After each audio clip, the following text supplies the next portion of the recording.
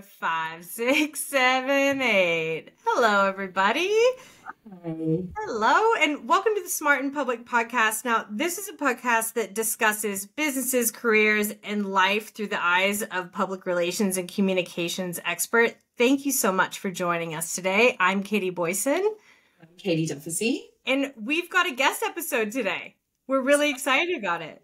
Yeah, we have a very special guest. She's lurking in the background. So rather than delay any further, I'm going to do a little intro and then we'll get her to intro herself. So we're very lucky today to have the wonderful Amanda, or Mandy, as we all call her, Galmes, who is the Managing Director and Managing Partner for Sefiani Agency in Australia and New Zealand. Mandy is a long-term mentor and friend of mine. She is the person I call if I need advice. She probably gets a call once a week, at least from me at the moment in my current employed state. And she's just incredible. She's been an incredible agency leader for a long time, and she does it with so much heart and soul. And so, Mandy, thank you so much for being with us on the pod. And maybe you can just tell us a little bit about you and your career and where you've been and where you are today. Yay! I can't help but clap. I'm sorry. Katie's, I must say, it's my comfort zone hearing your two voices. So, and that was a very generous intro. Thank you so much, Duffy. But how nice is it to be back chatting with each other? I feel like we've just gone back to 2019 or 2020 in the midst of COVID. Yeah. Yeah. But where did I start? God, what a question. I think, interestingly, I had no idea of what PR was before I fell into my life as a PR consultant. I was actually studying my PhD at the time, and it was on feminism and Of course it was. yeah, Oh, God, I love you. feminism and technology. And I was in the midst of writing my thesis and realized that I would be 30 and finishing university with no real life skills, and thought, well, that's not really very practical, particularly in the era of Howard, when Howard was stripping out all the funding from universities, particularly gender studies departments of universities. Yeah. My flatmate at the time was a recruitment consultant, and I said, listen, could you find me some part-time work? And she just happened to find some part-time work for me in communications teams. The first one was Sydney Land and Water Department, as it was back then. And we were standing at the fax machine all day, faxing press releases out to every single regional outlet across New South Wales. And at that time, there were hundreds of them. So it was hours and hours as a fax machine dialing. And then a full-time role came up as a receptionist at what was then the biggest tech PR agency in Sydney called Blackie McDonald. And I thought, well, I could probably be a receptionist, sit behind the desk as you did. And I could answer the phones, and there were two laptops in the agency. One was for reception, and one was, I think, the managing directors. And I could probably research and do my PhD work while I was behind the desk. And that was all well and good, except this agency was just so much fun. The people there were outstanding. Not only did they have technology clients, but they had Lindeman's wines. So every Friday, the storeroom door would open. The Lindeman's wine rack would be just opened. And if we were lucky, all the high shelf bottles would come out, and we would have the best Friday afternoons. Yeah. And this was What thinks PR is, by the way. So like you literally just said exactly what everyone imagines PR people do is like sample the client wine. Love it. And this was at a time we were still sending out press releases via letters. Photos weren't digital. You had to cut out like trannies, we called them, and you clip them to the press release and mail them out. So news took 2 or 3 days. But technology was really evolving, and we got more and more technology clients on the books. And this was before the first internet boom. So LookSmart, which was one of the world's first search engines, and they had a team of experts scouring the web and pulling together a library of websites down in Melbourne. So it was really interesting and super, super exciting time. And I think at the end of the day, it was the people that kept me in agency, and it was the opportunity to do 2 things. One, which is do smart work. So, you're thinking, you're being challenged every day to move with the industry, to think about new ways of problem solving, but then to work with bloody great people and be really creative and have some fun along the way. Yeah. I feel like that's a theme in your different roles that you've had and where we've worked together in different capacities. I worked underneath Mandy as a boss, but then Mandy came across when she was head of an agency to be our agency when I was on the client side. So we've worked in different capacities, but it's always, I feel like, centered first and foremost on like good people and getting good people in your teams and making sure that we had good people around us, and then doing really, really smart work and making sure that we held ourselves to that standard. Yeah. And I think that's a really good point, Dufficy, because I had my first baby while I was at Blackie McDonald. And so when I left the agency, it was right at the boom of that first internet period. Like everything was going gangbusters. There was like, this is the time when you were just throwing money at internet companies. But when I came back, things had changed significantly and the team had changed. And I wasn't getting that mentorship any longer that I wanted from my leadership. So at that point, I took a really bold step in reflection in my career, because I left a really large agency where I had peers at my level. I could also spend long lunches, Friday afternoons, and not come back to the office. Like those were the days. It was amazing.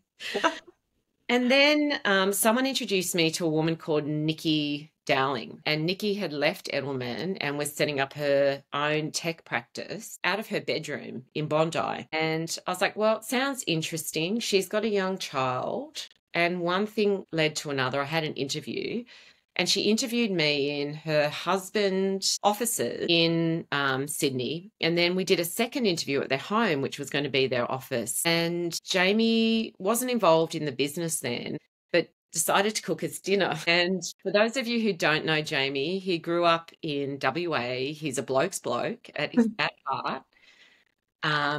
He decided he'd cook his signature pizza dish, and he put one down in front of me, and it was a Hawaiian. And I was like, are you not a pineapple on pizza kind of gal? I'm a vegetarian, Katie.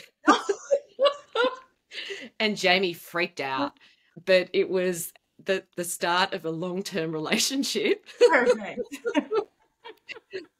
Yeah, but then evolved. So working in Nikki's bedroom to start with, at a time when there are only a few clients, and I think to the point of building, Katie, building teams and building a client base around those teams, that really cemented, I think, what I am passionate about, which is growing agencies that are just all about the people and all about the clients. Because at the center of it, like an agency really is just a group of people who are doing really good work together. So if you get the right people in, you don't have to worry about anything else. Yeah. Good people do good work. Good work is what clients hire you for and stay connected with you for. Good work begets more clients, and the finances take care of themselves. So it's this kind of beautiful circle of life, which I think I've kept as my philosophy for how you approach kind of leading and building agencies, both from a people side and from a client side. Yeah. You're at end-to-end, and then end-to-end you spun off Fuel. Yeah. Which was kind of, how would you describe it, more of a B2C offering? Yeah, I think end-to-end grew really rapidly. So we were very much in that enterprise, and I think my passion area became quite regulatory telco at that point. We did a lot of work with the Competitive Carriers Coalition and in the formation of what is now NBN Co. And there was a point at which it became clear there needed to be two separate agencies. And I was talking to Jamie and Nikki about it. And Jamie said, well, it really should be a consumer agency. And I was like, I don't like consumer, Jamie. I love policy work. That's where I want to go. I always lead, opportunity. Why not lean into something new? So we set up Fuel, just kind of floating how it would work. And at that time, we had another colleague, Boyson, another Kate Hines. As you do. Yeah. Was all the Kate. And it was Kate Hines and I had two landline phones on our desk. One was a fuel phone, one was the end-to-end phone. And we would just be kind of working both phones, two email addresses until we grew fuel so it could operate and we could hire our own employees and grow from there. Yeah, it was a really incredible time, I'd have to say, at end-to-end and fuel. And I think regardless of what was going on around us, the one thing that stands out is the tenacity, the ambition and the quality of people in that agency. There was something really, really unique and special about that time. In reflection, I think people really do their best work when leaders get out of the way, when leaders trust, empower, and just let people move things forward. Yeah. And that's really what we're allowed to do at end-to-end and fuel. Yeah. Yeah, it's funny. We were talking about, we did an episode on like, do comms people make good people leaders and how, you know, kind of be good managers. And a lot of it was talking about that trust element. But like, I you know, I was part of that beautiful time at End-to-End and Fuel. And so many of us are still really good friends, still catch up from a career perspective, still help each other out in terms of different industries and, you know, kind of catching up. And it was something special. But I do think it was this sense that if you got the right people in and they were good at what they did, get out of their way and let them do it. And we really were allowed to do so many things. And then in instances where we needed support, it was there, but we were still invited to the meeting. We were at the table. We were encouraged to speak up. And then you knew you always had Nikki or Mandy would rescue you at the back end if you didn't say something quite right. So it was this really safe place to kind of try and be a little bit more, you know, bolshy with the clients or a bit more assertive, knowing that you kind of had a net, but you were absolutely expected to contribute and sit at that table. So that was really empowering. It was a really special time, I think. Yeah. And like, you know, Boyson, I know we love our handbags. But, you know, there are no handbags in a meeting. Like, no one is there to be carried through. Like, if you're in a meeting, you have a role, regardless of what level you're at. Like, there are no note takers. I think that's just a pointless waste of everyone's time if you've just got someone sitting there. Everyone has something to contribute to a meeting. And I think I like to encourage all of my team to have a really clear role and clear contribution to the client meeting and to the internal meetings as well. So you're at Sefiani now. Can you tell us, maybe for people who don't know Sefiani, and also for people in the US who listen and around the world, who is Sefiani and what do you guys do? What are you good at? So Sefiani is one of Australia's leading strategic communications agencies, so very much known for corporate B2B, and also issues and crisis reputation management. But like all agencies, so much more. Like as a modern communications agency, we work across a broad range of industries and specialist service areas. But I think what we do really well, and again, reflecting on this over the past 12 months, is it's at senior council, so really deep experience. And I think somewhere in the mix of the move from large-scale network global agencies back down to specialists, like Sefiani has a really strong proposition when it comes to senior partners who work alongside you and work alongside the C-suite. And I think the more experienced I get in my career, i.e. the longer in the tooth I am, you know, you kind of get less nervous about saying the wrong thing. And actually saying, it might be uncomfortable, but you say the thing the client needs to hear, not what they want to hear. And I think that's a really important role for your agency to play. And I think that's what Sefiani does extremely well. We give you the advice that you need, not the advice that you might want. Yeah. Love it. Yeah. I love that. And you've talked a little bit about, you know, managing people and what that looks like. You've been an agency leader for a long time now, but like, what do you love about being an agency leader? And what do you think the agency side like does better maybe than in-house, or how does that look different from being an in-house leader to an agency leader? Yeah, I have to talk purely from an agency perspective, Katie, because I don't have the other side. Although I must say my time working as the CEO of Sibling, where we were like, and still an agency, but just working for Westfield, you know, your focus is wholly and solely on the issues that matter for that organisation. I think as an agency, you're in a very privileged position because you kind of stand on the edges of the client's world. Yeah. As an agency, our job is to lift your eyes up, to help you think broader and to really challenge the way you're approaching problem solving so that you're ahead of your peers and that you're really competing in what is increasingly a competitive media space or mindshare space in a way that creates cut through and engagement. And that's a pretty privileged position to be in. Yeah. And I think, like a wise old man, Jamie Verco, used to say, agencies are like sharks. Like you have to keep moving forward or you're dead. And that means we have to keep evolving our skills. We have to keep learning and growing. And there's this sense of curiosity of kind of bringing in new skills, new talent, diverse thinking that keeps you fresh. I think as an agency, unless you're continually innovating, you're not going to add much value to your clients. Yeah. And, I do think a great agency partner is a partner who will tell you not what you want to hear, but what you need to hear. And that can be challenging at times. And I just know the best partnerships, and I know I've worked with both of you, the best partnerships happen when you are trusted by your client team to actually have those really hard conversations in a respectful way. And I know this is something that you guys were talking to Pip about in the episode recently, but that trust is really hard to build. And it's something that only happens over a long term of a client agency relationship. And I don't think at the moment I think there's some challenges these days in establishing that depth of relationship because of the pace and the constant demands on both in-house comms teams to change, to evolve, to measure, and on agencies to deliver more at a time when marketing and comms budgets are the lowest they've ever been in 5 years. And I think that poses a challenge both on the client side, on the agency side, to actually get the advice you need.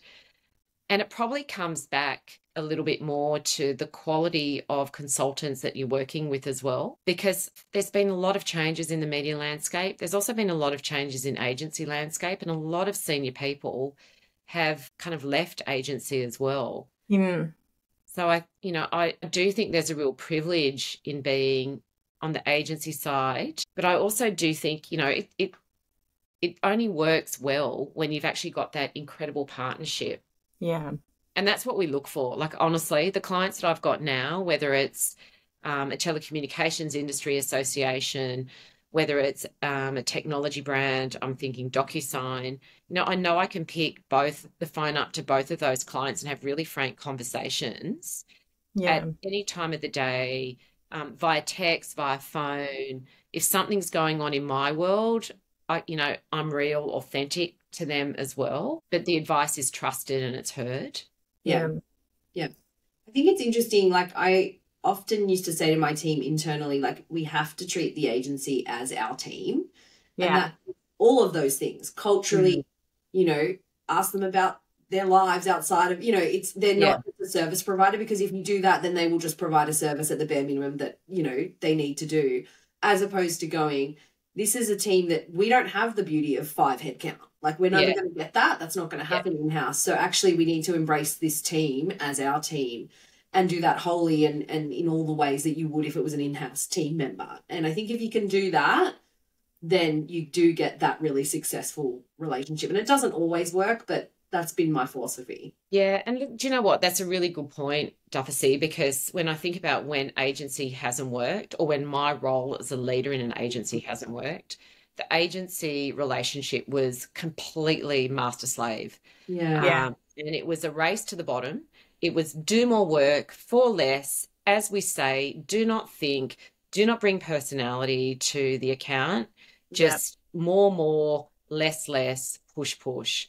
And that does no one any benefit at the end of the day. Because the value comes from the external perspective, the creative thinking, the challenge. And if you're not setting up the environment to enable that, then why have an agency partner? What advice would you give to in-house PR people that would help them help their agencies succeed? Where do we start? Be nice. No, look, to be fair, I have had incredible experiences with with client partners, but I think there's a few things. When it works really well, Duffy, as you said, you are truly an extension of the team. So there's nothing worse than being in agency and your role is to help advise, but you're brought in so late in the process that you're just left helping your client clean up the mess as opposed to like getting ahead of the game. So the earlier you can be brought into the fold about a situation, a potential launch, any opportunity, the better it is for everyone because you can work together as a team. I think clearly defined roles as well, or clearly defined expectations. Shit in, shit out. Like if you give your agency a shit brief, you're going to get shit work back. But then I would also say, as a client, if something's not working, just have that frank conversation, because most agencies would much rather hear about a small problem and fix it than actually allow the train to come off the rails when no one can actually get it back on the track. So I just think invite them in, give them time, be a true partner, and give really clear, transparent briefs and feedback. Yep. Mandy, I'm and budgets. Sorry. And budgets. Right, like that's a crucial part of it. Yeah. I'm going to ask you about talent. So I've worked with you as a leader and we've worked in that client in-house relationship, but I know for me personally, I see you as this kind of master connector, talent finder, and then we all seem to stay in your life. If I talk to other people, they're like, oh yeah, I spoke to Mandy last week. And so I'm keen to understand your perspective on how you nurture talent, particularly young talent in your agency, and kind of has your perspective changed at all, or are the things that you do to nurture talent changed over the years? Yeah, I think they have, because what the talent expects has changed as well. So if I take a big step back, and I've actually been reflecting on this a lot recently, which is, what do I love about being a leader, regardless of what I'm leading? And I think it's this sense of creating community. So creating a community of people who are brought together for the same thing. We're creating a culture around that community and ultimately moving forward toward the same goal. So, and I think in agency, that's really paramount, because if you can actually articulate a North Star, and if you've got everyone who knows where they're heading, then everyone, as I said, you can get out of the way and everyone just drives themselves toward that North Star. When I think about the talent that works super successfully in agency, whether it's young or kind of just new talent entering communication, it's this real sense of kind of can operate in the grey. So sometimes things aren't always clear and you need people to find their way through the grey and have the confidence to find their way through the grey. But if I look back, that would have meant tenacity, ambition, dynamism, drive. And, Duffy, we used to talk about this XXY factor, right? But I don't think that's what new talent coming through particularly wants. And I've had the opportunity to host the CAPRA, which is a Communications and PR Association for Australia, their kind of new entrant summer, autumn and winter schools recently, which is like a boot camp for young talent, giving them exposure to all the different things that graduates are expected to know and understand when it comes to consulting life. And I think there's even simple things like you turn your camera on when you're in a meeting, right? Because these are kids who, let's not forget, went through the whole of university over COVID. Yeah. And even simple things like contributing your perspective in a meeting, kind of confronting and difficult for a few of them. And so it's almost a change in behaviour. I think it'll be really interesting to see what this next cohort come out of uni like, who are a bit more used to the face-to-face engagement and the dynamism of being in a class, in a face-to-face environment. But if we step right back again, when we were growing up in agency, Duffy, and Boyce, and I'm sure it was the same, right? You're young.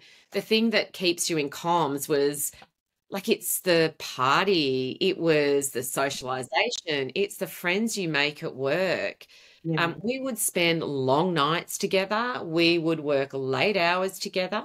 Yeah. We would drink together. And, I'm not saying this is right. This is just what the culture was at the time. Yeah.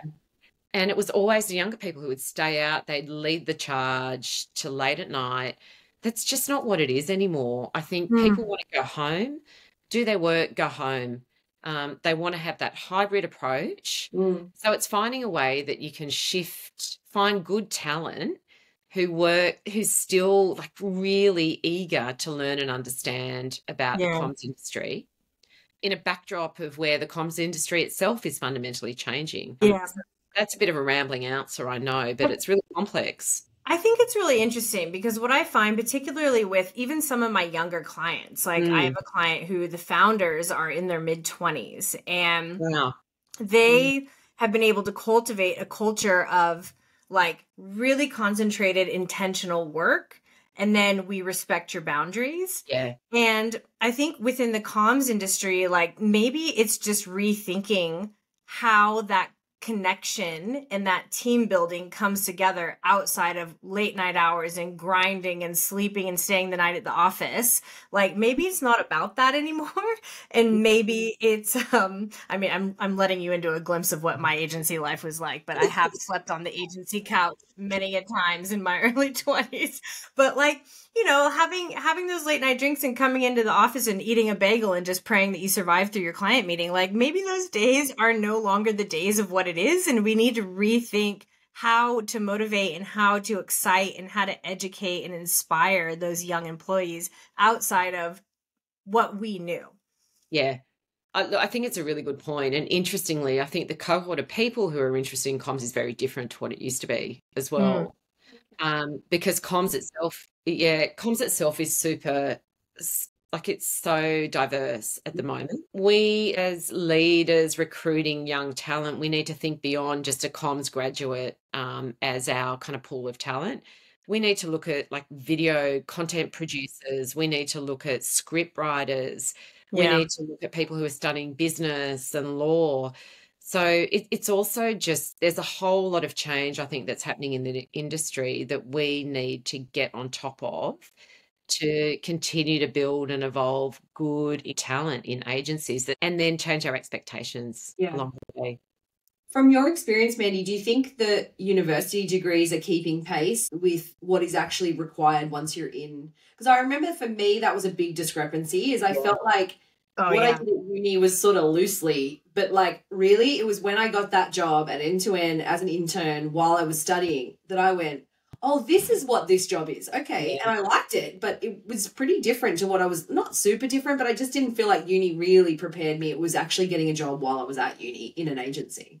Yeah, I think it's a big gap. And I was asked to be part of the review of the Macquarie University communications course, the reaccreditation of the course. And, I think there's lots of things that university is doing really well when they're thinking about what the kind of theory that communications professionals need. But it's a profession. It's fundamentally missing the practical experience. I think they get 6 weeks, and that's the only internship that you get to do. And so much of what happens is about the relationships and the personal, this is communications, for God's sake. If you can't communicate with your camera on, what the hell are you doing in this profession? Like, I'll be really honest. You need to learn how to communicate face to face, because that's where the value of the communications work comes, whether it's, your role in-house advising whatever stakeholder, whether it's your sales leads, whether it's your internal comms, whether it's your CEO, you need to be able to influence them. So getting that experience, they're just not building it in enough. That was my downfall when I first entered the field. So I got my public relations degree and I thought that I knew what I was going to need to know going into my first job.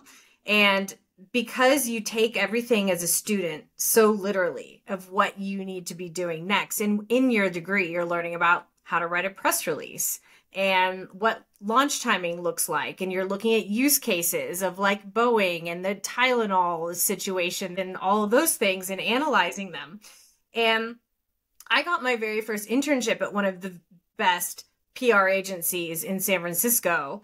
And in 6 weeks, I got fucking fired. Like I didn't make it because I was like, what do you mean I'm not writing press releases and I'm just managing the spreadsheets and having to organize across 7 different clients and managing my time and working a 16-hour day? Like I really, really struggled because I was literally taught this is how it's going to be. And then nothing that I had learned about that flexibility and time management and like what the client relationship means in terms of what my role was at the agency. Yeah. I was completely caught off guard.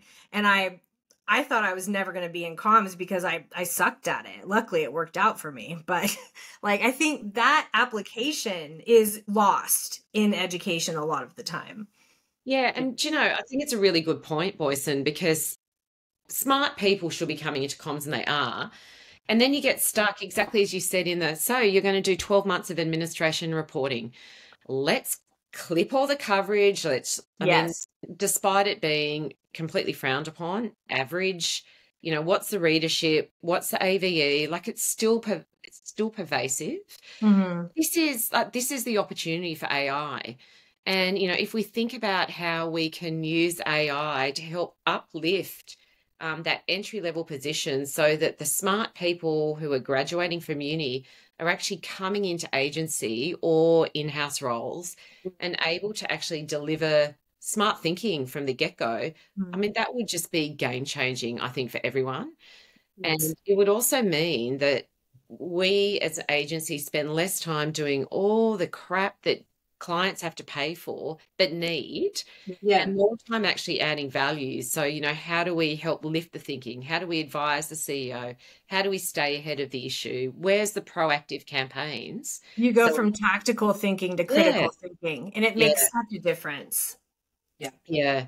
But I just think there's a real role for thinking about how comms degrees, like AI prompting, like what's the coaching around good, smart AI prompting? Yeah. Anyway. I agree. I think, that's what I wonder how much some of that stuff is filtering through and how fast they're moving on what does AI mean for the industry and then how are we going to, and I'm not putting it, I think it's hard for the universities to keep pace. I think it's also hard for them to get talent to come back, some of us have been working in-house or in agency for a long time.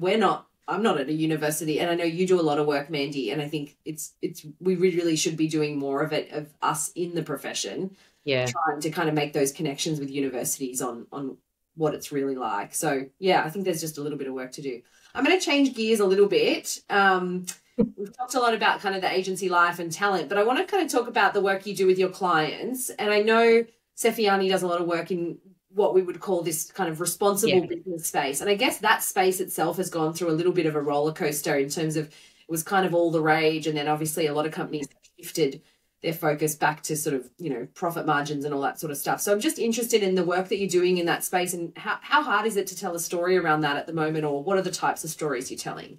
Yeah, it's a really interesting space to be in, actually. And I think the work we do around responsible business is so deeply varied. Like it kind of moving away from the box ticking exercises of making sure you've got a kind of sustainability campaign that is marketing led and really thinking about what the organization's North Star is and all the components that sit around that, that can be tracked and measured over time to demonstrate that the organisation is having a positive impact in the world.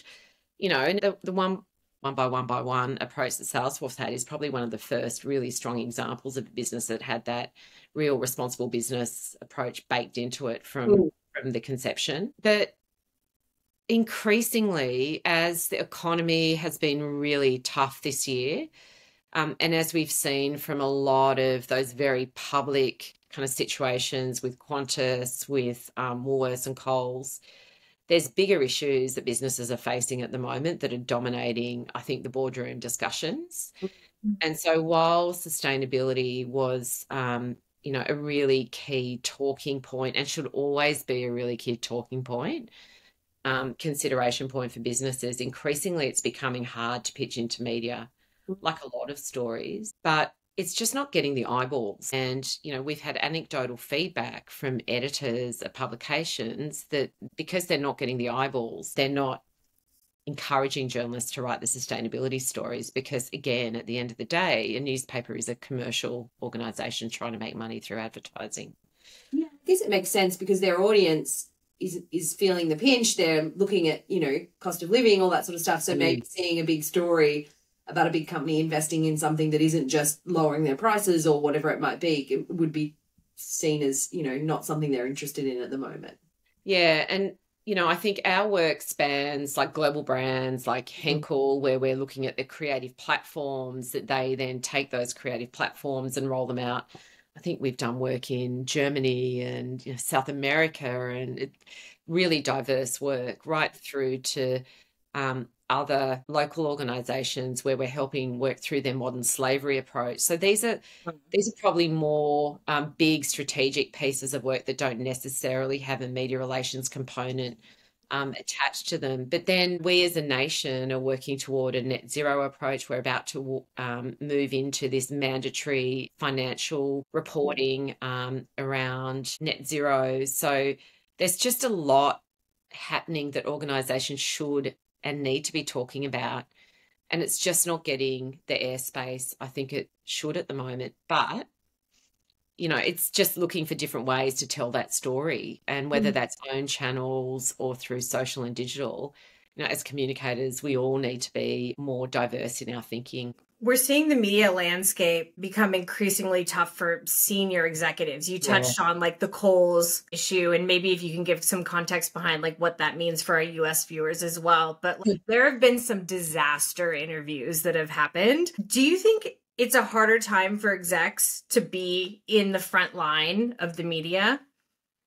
Yeah, so the Woolworths and Coles is particularly interesting. I think Woolworths and Coles are our two largest supermarkets. And as the cost of living has increased, inflation has increased, there's been increasing focus on Coles and Woolworths for inflating prices unnecessarily. And both of the CEOs were interviewed by probably our leading investigative journalism program called Four Corners, which is a broadcast program on a national broadcaster.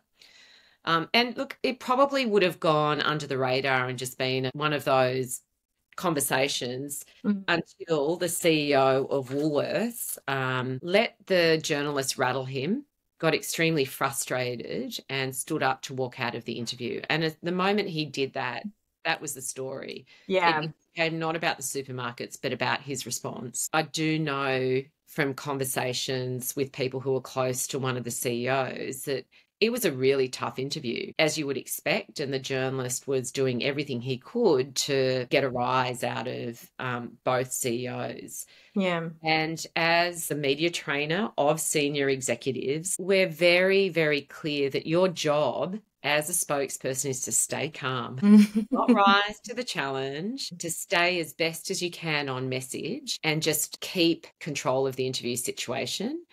I mean, that's so much easier said than done. We're all people, Yeah.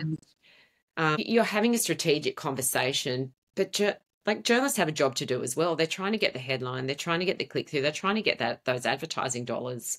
So they're going to use all their tricks as well, and, all their tools to get that headline moment. And I think increasingly we're seeing more of that, Boyson, because it is so hard to capture those eyeballs on whether it's TV or on digital publications. So I think putting the Woolworths Coles story aside, something we're always talking to our execs about is, we'll work with you to get the best possible story. Your job is to be a spokesperson, not an answer person. You keep the interview on track. You deliver your message. You do it in an authentic way that feels right for you, that conveys your personality.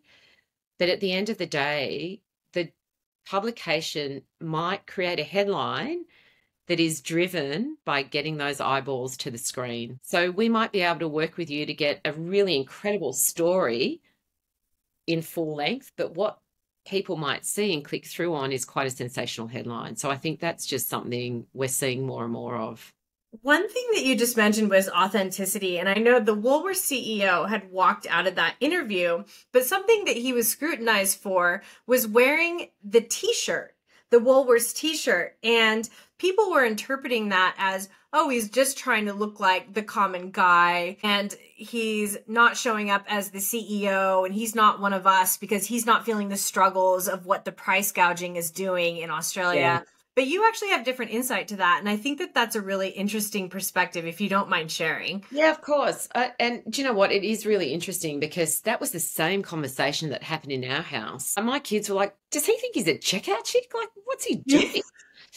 I've worked with Woolies and it was a while ago, so I'm hoping this still stands. But that's just a cultural thing. That's what they do. They wear the Woolworths shirt.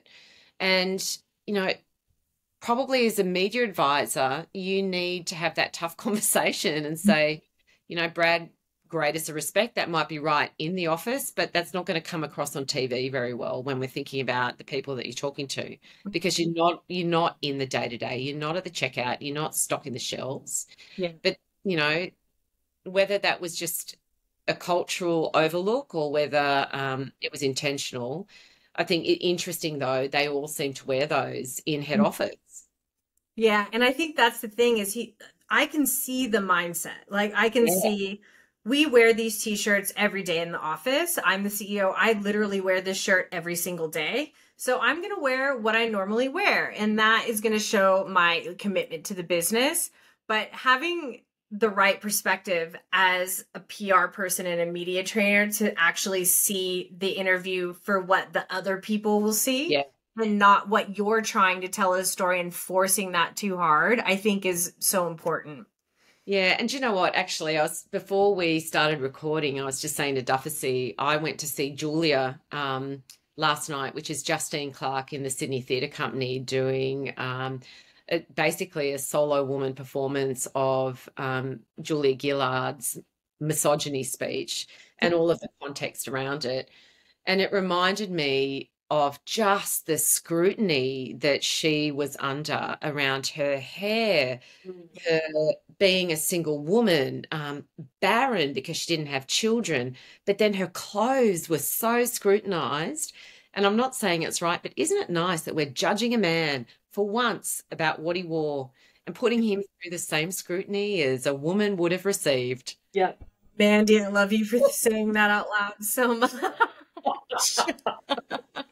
I feel like we have covered so much ground and there's probably like a million other questions we could ask, but we know you're a very busy lady with an actual day job. And so we always end our episodes with, you know, this is the Smart in Public podcast, but Katie and I are pretty dumb in private. And so we always end with how have we been dumb in private this week? And so Mandy, do you have a dumb in private? Are you dumb in private?